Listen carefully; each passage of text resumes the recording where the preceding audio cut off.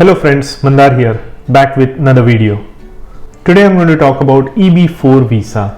One of my subscribers had asked me to make a video on EB4 religious worker visa. So here I am.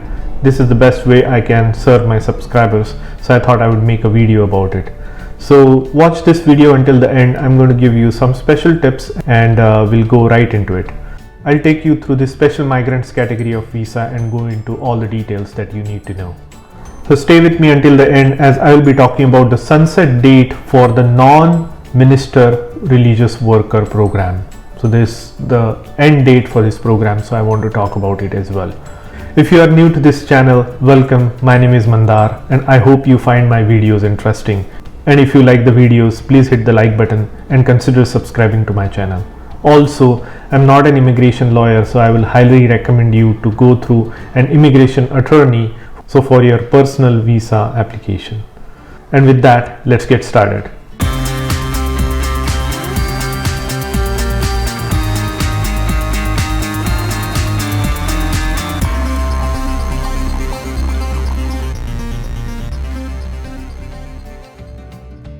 So what is the EB4 category? Let's look at it. So you may be eligible for this employment-based fourth category of visa if you fall under these circumstances: a religious worker, a special immigrant juvenile, broadcaster, G4 international organization or NATO 6 organization member, international employees of US government abroad, armed forces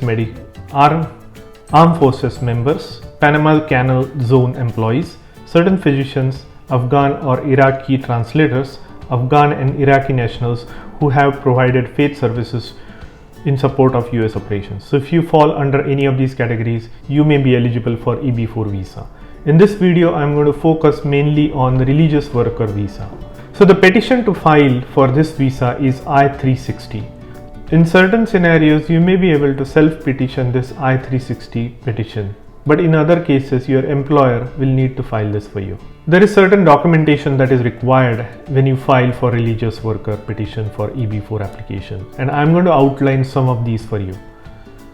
You need a letter from IRS specifying that the organization that you will be working for is tax exempt.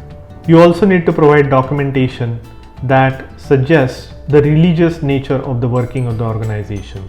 You also need to provide literature, books, flyers, or any other documentation that will demonstrate the religious nature of the work of the organization. There is also something called religious denomination certificate that you will need to provide. Then you will need to provide an offer of employment from this employer and evidence that the employee was associated with the organization for the last 2 years prior to application of the petition. The filing fees for I-360 is $435. But that does not include your lawyer fees, which will be paid separately.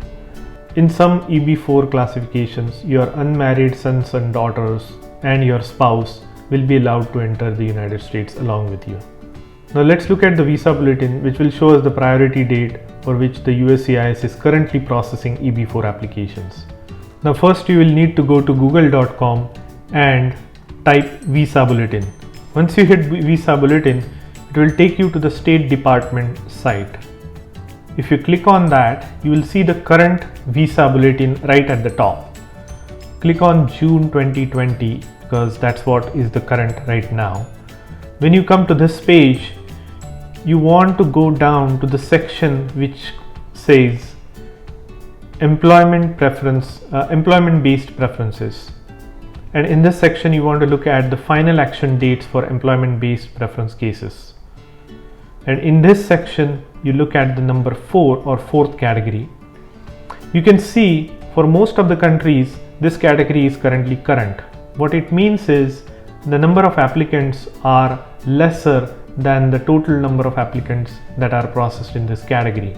So which means that USCIS is still accepting more applicants in this category. So that's why the dates are current. But in some cases, the dates are not current, such as El Salvador, Guatemala, Honduras, or Mexico. The dates are not current. So there is a wait time to process your I-485, which is adjustment of status application. As we saw in the visa bulletin, most of the countries have the priority dates current, which means as soon as you apply for your I-485 or adjustment of status, the visa number is going to be available and your application will be processed immediately and you will get a green card. So this process may take somewhere between 3 to 6 months depending on the time frame that you need to give your biometrics and attend an interview if applicable. Otherwise, it should be very quick. So with that said, I also wanted to tell you about a sunset date for non-minister religious worker program. So on December 20th of 2019, the President signed a law extending the EB-4 non-minister special immigrant religious worker program through September of 2020. What it means was this program had an end date in 2019, but the President has extended that date until end of September of 2020, which is a good news for people who are in this category of non-minister religious program workers. So if you are in this category, you have a lifeline extended. You still have time to process your I-360 application for religious worker and get your green card within the time frame. So you might want to work with a lawyer to make sure that you file your case in time so that you get your green card before September of 2020. So that's all I wanted to say about EB-4 religious worker program. If you like this video, please hit the like button and consider subscribing to my channel, and I will see you in the next one.